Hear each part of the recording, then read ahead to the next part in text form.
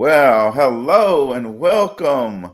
Welcome to the Father and Son Network, um, done by By Son. some. So, fathers and we're fathers and sons having real conversations that matter to make an impact on the world. Real conversations done by some. So my son and I are going to be having impactful and engaging conversations with fathers and sons all over the world.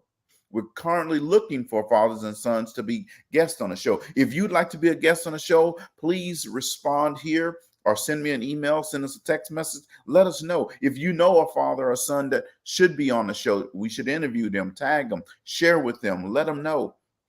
And we'll definitely invite them to be on the show. So we're excited to be here with you today, and we have a powerful message for you as well. And let me just welcome Patrick to the show. How you doing, son? I'm doing great. Random fact again. In 1958, at this day, it was China had a great food shortage, also Mhm. known as the 3 years of natural disaster. So a lot of people died in that time, but that was something interesting that I saw today. All right. Well, we always love interesting little facts that you share with us. So definitely appreciate that. Man, I'll tell you what, tonight we're going to be talking about you. Well, not tonight, but this morning we're going to be talking to you about 11 important things that every son needs to hear from their dad, not their father, from their dad. There's a difference right there. I just want to make sure that you understand that. So, Sonny, are you ready to dive into these things? I'm ready, but what's the difference between a father and a dad? See, anybody can be a father. Anybody can be a father, but it takes someone special to be a dad because you're there every day in the grind, in the gap, every day raising your son, helping them to become better young men, better men every day. See, fathers, all they do is donate their sperm and they can be in or out. Dads, they in the gap every day in, day out, good days, bad days, great days, wonderful days, those really, really down days. That's a dad, right? So that's the difference. See, it takes an entire village to raise a child, but there are some words of wisdom that only father figures can best import upon their son. Now, these important life lessons we're going to share with you tonight, they're passed down from father to son, and they can shape a boy into becoming a courageous and honorable and a kind man. And we're going to share with you these 11 important factors tonight that can help lead your son down the path um, of becoming a great man. So I'm going to start off with number one, son. Number one is I'll always be here for you. So what we're talking about are 11 important things that your son needs to hear from you. So I'll always be there for you, son. See, as I said earlier, anyone can be a father, but it takes someone special to be a dad. See, reminding your son that you always are available to him and mindful of his needs will go a long way in establishing and building trust over time. See, mindful parenting means being present in the moment and aware of what's happening, modeling positive behavior, positive habits, supportive behaviors while your son is young will show him that good men are reliable and responsible. I call it the R squared, reliable and responsible. Can't get any better than that. Yeah, I like that. Yeah. So let's keep going, right? Um, Number two, you got to treat others with compassion and empathy. See, the golden rule may be simple, maybe a simple principle to follow, But teaching empathy can provide a deeper framework for how people should behave regardless of the circumstance. See, fostering empathy can help young boys to find commonalities between themselves and others who are seemingly different. And it encourages them to positively and proactively think about and care about others. See that part right there? That think about and care about others. See, young boys, they learn that from their dad, how to care about other people other than just themselves. You feel me, son? Oh yeah. No, you always treated other people with respect, and I saw that in everything that you did. Awesome. I wanted to make. I'm glad you picked that up. Let's go to number 3, and we'll dive into some conversation here. And fathers and sons, comment if you agree, you disagree, or you have something you want to say. Put it in the comments. We'll pop it up on the screen so we can talk about it. Right. Number 3, winning is great, but losing with grace and humility is just as important. I'm gonna say that again because I need fathers out there and dads out there and grandfathers and uncles and cousins to understand that they are the ones that need to teach this to the young boys that they're mentoring and coaching and parenting and sharing with. Winning is great, but losing with grace and humility is just as important. See, good sportsmanship is a beneficial trait that goes well beyond what happens on the playing field. You see, by teaching our sons how to win and lose with dignity, we're giving them strong interpersonal relationship skills that will serve them well in many aspects of their life, well beyond sports and the playing field. Could you see, one day they won't be able to play sports anymore. So they need to be a good person. And we teach them that. And what we teach them goes inside. And what's inside will eventually come out. So if there's no good in, there's no good going to come out. Right? So telling boys that the main point of competition is to have fun will alleviate the feeling of needing to win at any cost. Now, we're not saying tell them to be a loser. We're not telling them to be happy with losing. What we're telling them is win and lose with dignity. And know that it's not win at all costs. Because when we say win at all costs, when we teach them that, then they figure out how to cheat to win. Right? And when they cheat in one thing, they're going to cheat in everything. Right? Allow them to enjoy themselves and play for the sake of fun. Yeah. Feeling me? Yeah, this was tough for me because when I was younger, I mean, still now, but not as much, but I always wanted to win. And any of my friends that played sports with me or did anything that was competitive, they knew I was extremely competitive. Like I was to the max, or hyper competitive, however you want to call it.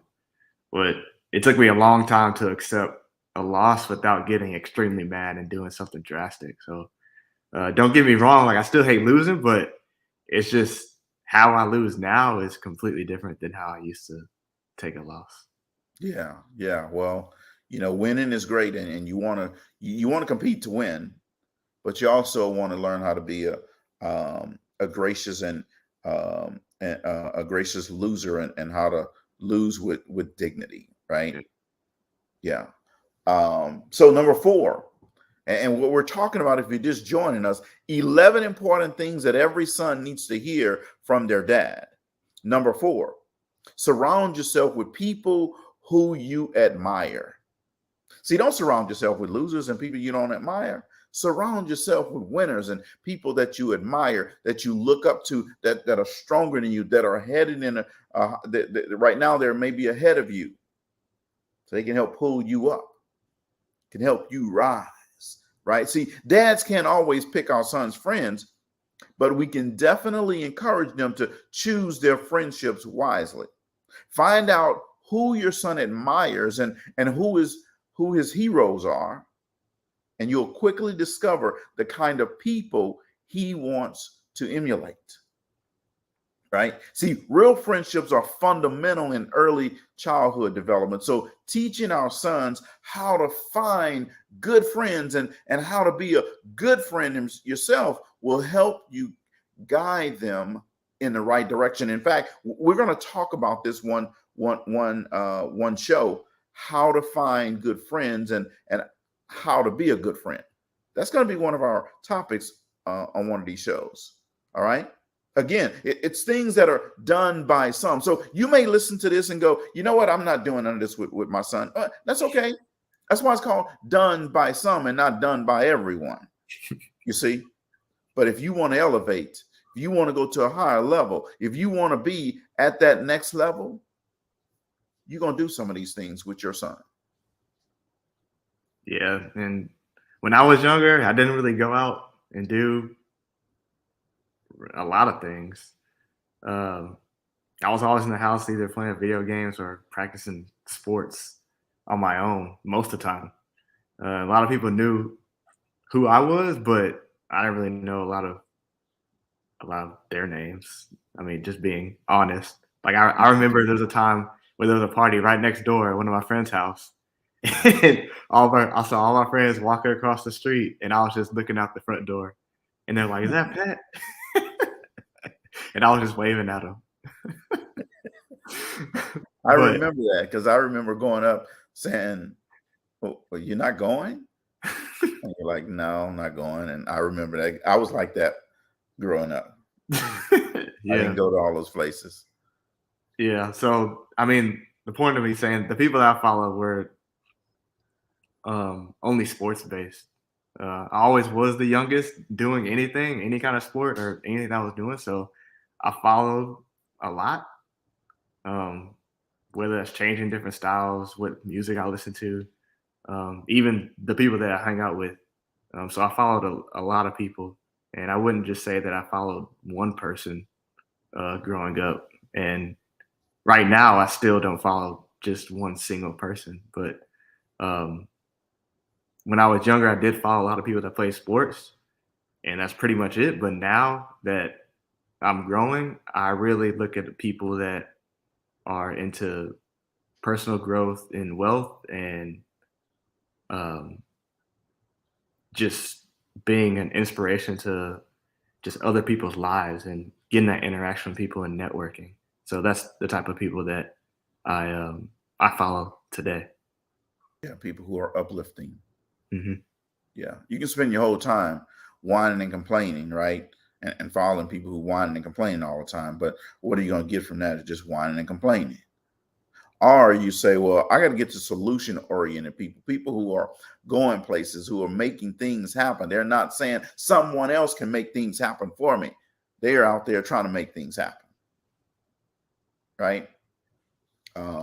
So let's keep going. Number 5. We're almost halfway done. Number 5, never make an important decision on an empty stomach. Now you probably haven't heard of this before, right? Now, but let me help you understand this.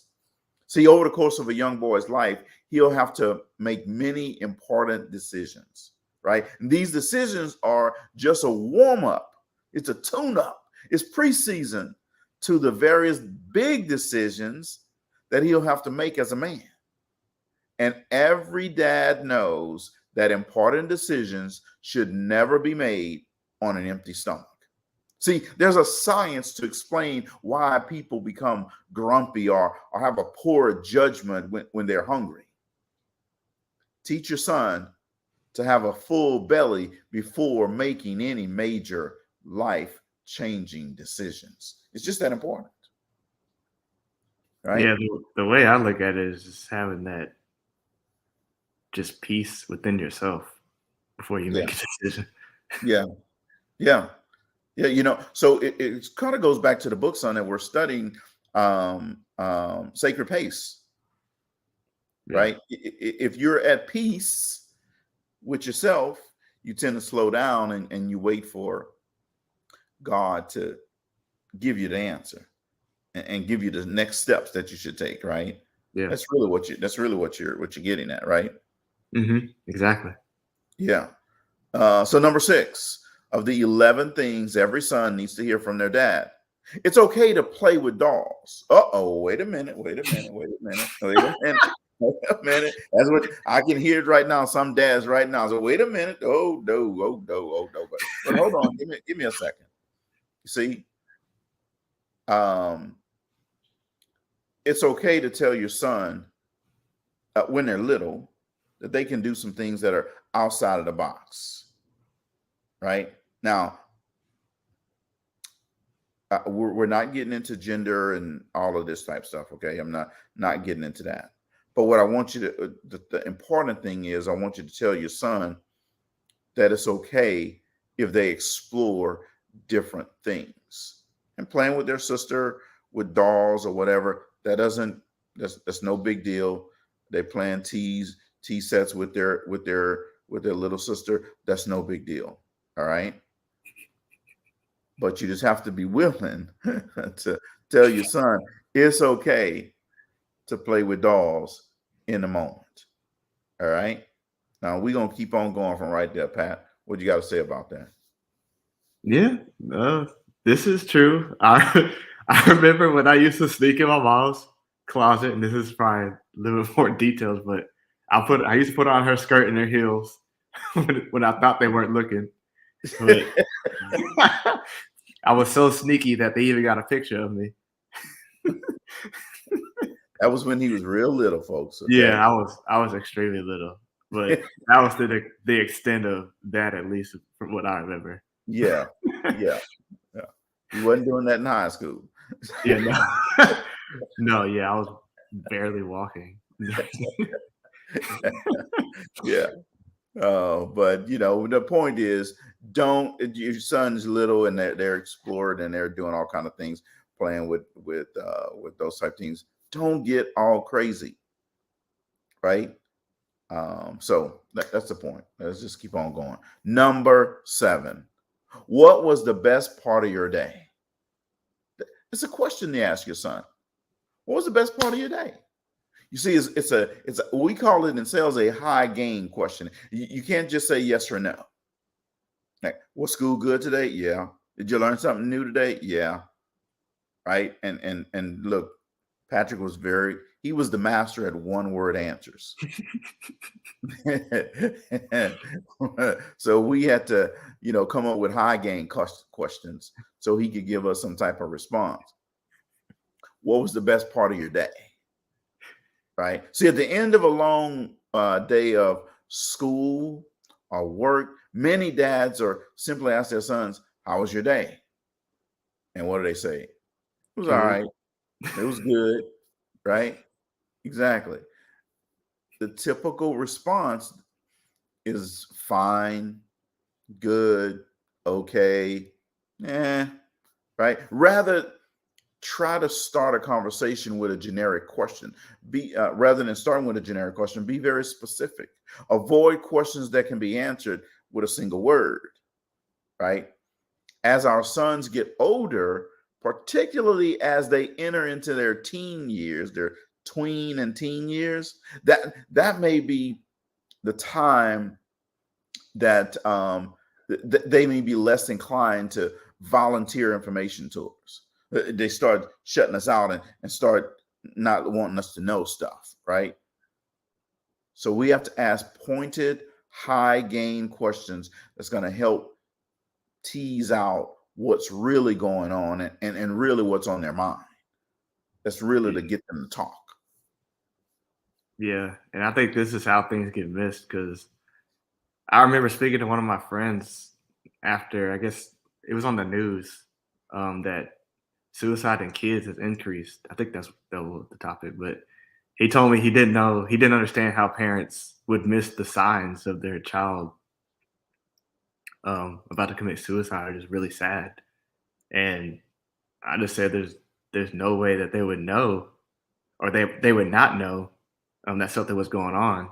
So what I told him was, I mean, it's not easy for parents to see that in their kids, if they're going through something. Like, we don't want to, exactly what he's saying in the points, like, we don't want to tell them every little detail about what's going on in our lives, because then we feel like we put a bad image in their eyes, um, because we aren't happy because we don't have really any responsibilities. Mhm. So, I mean, it's just something to think about, like, especially because you're only spending about 4 hours a day on average with the child a day. Just I'm only saying that because you might miss them in the morning before school, and then you come home late after work at night, and probably a couple hours you do home. They're doing homework, and then you go to sleep and you start all over again. So, I mean, how are you supposed to know every little thing that's happening if you're only spending that short amount of time? So when you ask those pointed questions, that's a very important part of the day because now you're kind of getting a sense of what's actually going on within that person. I Right. mean, yeah, some things are going to be left out and some things aren't going to be very clear if you don't ask those questions. So I think it's important what type of questions you ask. Right. Yeah, absolutely. I agree with you wholeheartedly. It's definitely, being a parent, and every fathers out there, you can respond to this, right? It's not easy being a father or a dad, right? With dad comes, challenges. The son starts to get older. They start, feeling themselves, and they want to challenge you a little bit, right? You got to knock them out, but you got to challenge. They want to challenge you a little bit. So it's difficult, and sometimes you can pick up those signs, but sometimes it's kind of hard, and there's not a magic formula. You just have to try your best to be attentive and in tune to what's happening with your child. Let's keep going. Number 8, I can teach you how to throw a punch, son, but never start a fight, and always know when to walk away. It reminds me of the Kenny Rogers song. You got to know when to fold them. You got to know when to hold them, right? You got to know when to walk away. You got to know when to run, right?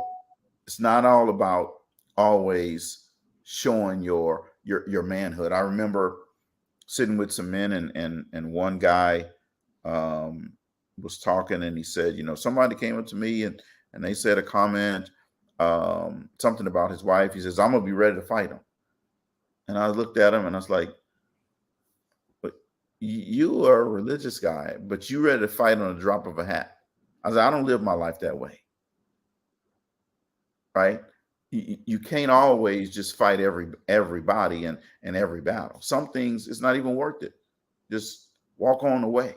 We got to teach our sons that it is better to be living than and people think you're scared than to be in the graveyard and say, oh yeah, he was brave though, right? Because when you take that bullet, ain't nothing else gonna happen, but you'll be in that graveyard, right? So you gotta remember that. You gotta teach him when to fight and when to walk away. See, so it's our duty to teach him to stand his ground, but it's also our responsibility to let him know when to walk away, right? Establishing a baseline that's never appropriate to hurt others for no reason is critical.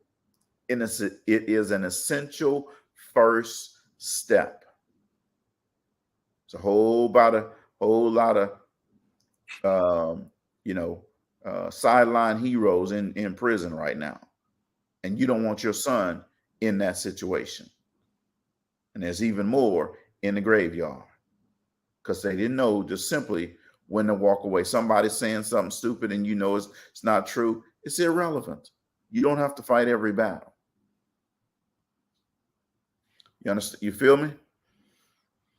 Hey, 100% was not. All right, number 9. We're almost wrapping up the 11 important things every son needs to hear from their dad. Number 9 is let's talk about sex, baby, drugs, and rock and roll. All right. See, because if we're not the person who's initiating the conversations with our sons about these topics, guess what?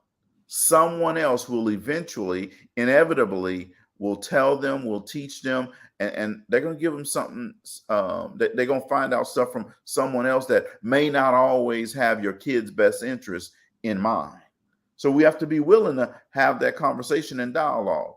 I know it's not easy. It wasn't easy to talk with Patrick about some of it, and you just never know when to talk about it. There's certain situations that come up, and boom, now you got to talk about it. Now you got to help them understand, right? But there are plenty of resources to help parents talk to their kids about sensitive and sometimes awkward topics. I remember my mom gave me a book called A Boy Today, A Man Tomorrow. It was an orange book.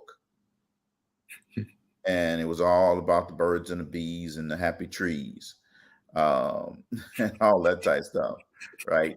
But I remember that book. I'm gonna have to look to see if I still have that book somewhere. It may be in storage. I'll have to wait till we move into the new house. It's probably in storage somewhere. You're gonna be looking for years. Yeah, never mind. See, at the very least, make sure that your son is indoctrinated in the basics of the School of Rock, right? It's important. Yeah, that was definitely awkward moments talking to you about that. Well, it is always awkward, but you got to have a conversation, right? Yeah. So number 10, honesty matters. Right. See, whenever it's telling the truth about a broken window, a broken bicycle, a broken toy, or speaking up against bullies, honesty is always the best policy. It's just plain and simple. Right. Yeah, this is true. But I would add that you do need to prepare them on how to react on some of this or how to process any of these things.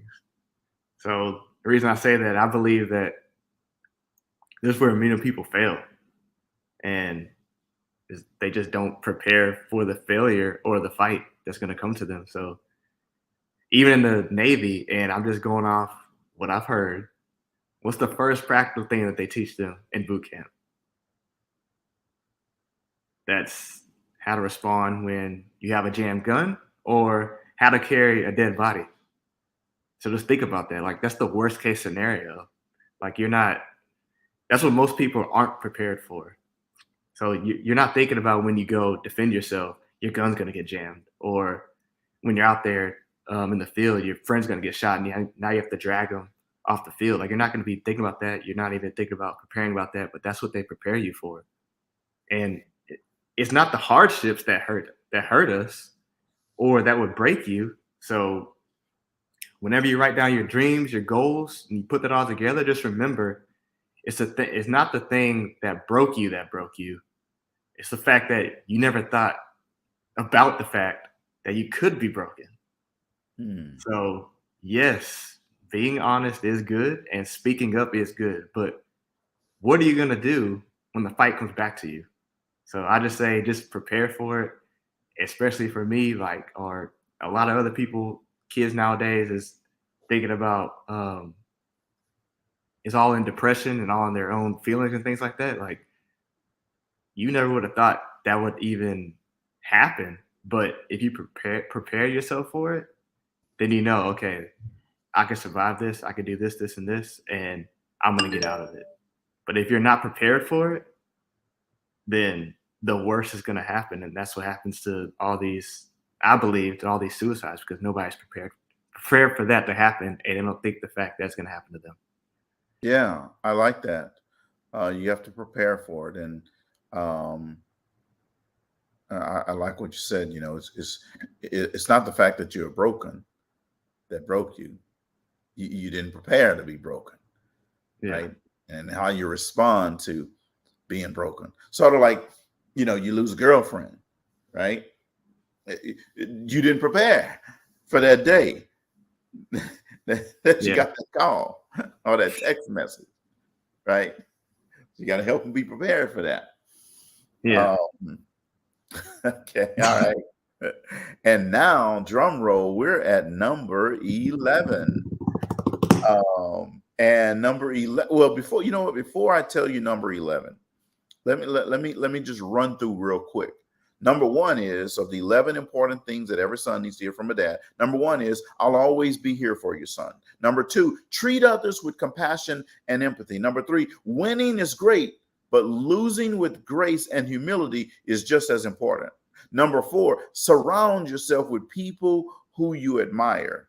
Number five, never make an important decision on an empty stomach. Number six, it's okay to play with dolls. Number seven, what was the best part of your day? It's asking a question. Number eight, I can teach you how to throw a punch, but never start a fight, and always know when to walk away. Number nine, let's talk about drugs, sex, and rock and roll. Number 10, honesty matters. And number 11, of the 11 things every son needs to hear from their dad is, I'm so lucky that I get to be your dad.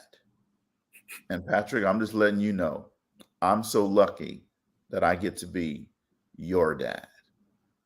You see, and while you're at it, tell your son that you love him every day, and give him lots of hugs and kisses on the cheek, especially while he's still young, so that he gets used to receiving affection from you and giving affection as an old man. And look, I know a lot of old school dads gonna be out there. Well, I didn't get it from my dad, so I don't know how to do that. I don't.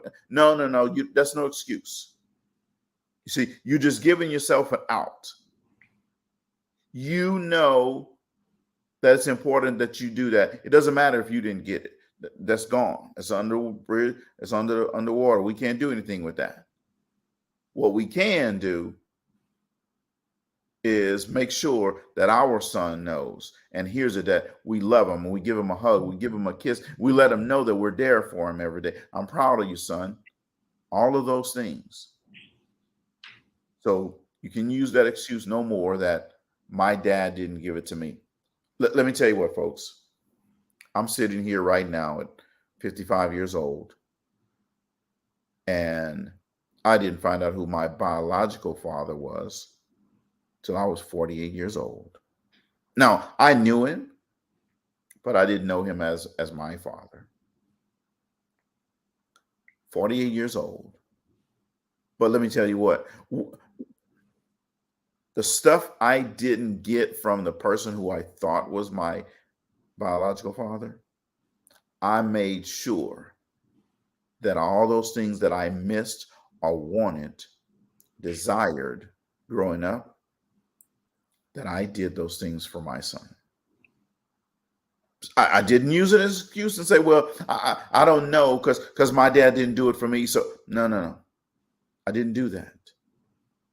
I know that I wanted to be loved and showed my and for my father to show me that he loves me and say that he loves me, or hug me, show up to my birthday, show up on my birthday, buy me a gift, all of that stuff that didn't happen. I made sure, I was very intentional about doing those things for my son so I could break the cycle. And I didn't want my son to grow up saying, my dad didn't do this. So no excuses, just do it. And I tell my son as often as I can, every time we talk, that I love him, that I'm proud of him. I'll just send a text message, random text message, and say, son, I'm proud of what you're doing. It's important, dads, that you tell your son that. Son, you were going to say something? Yeah, and sons even reciprocate that. Tell your dads the same thing.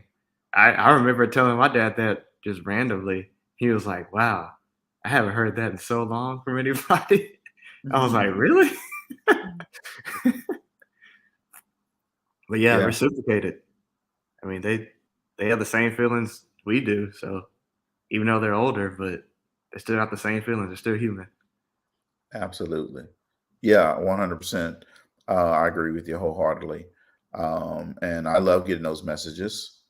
And so keep those coming.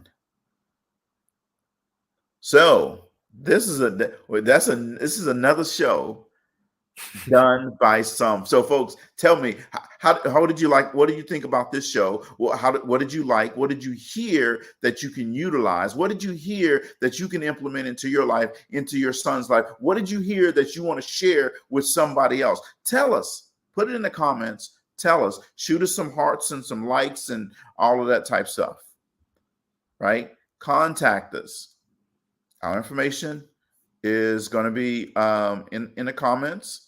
And so reach out to us. Let us know what it is you want to hear from us. Let us know what we can do to help you. And, as much as we can, we're definitely going to try. And we're going to be giving our all to make sure that we deliver every time we come on the show. So I hope, again, that you enjoyed this show, this session. And again, if there's something that we can do, definitely feel free to let us know that. Definitely feel free to reach out. If you want to be on the show, if you know someone who should be on the show that we can invite to be on the show, make sure you reach out to us and let us know that. Thank you guys very much. As always, we totally appreciate you coming on the show. We totally appreciate you allowing us to come into your space on Saturday mornings, 9 a.m. Central Time. Every other Saturday, we're going to be here with the Father and Son Network, done by some. We totally appreciate you guys, and we want you to go out and have a great rest of your day and a great rest of your week. Thank you guys very much, and have a good one. Thanks. Peace. And we are out.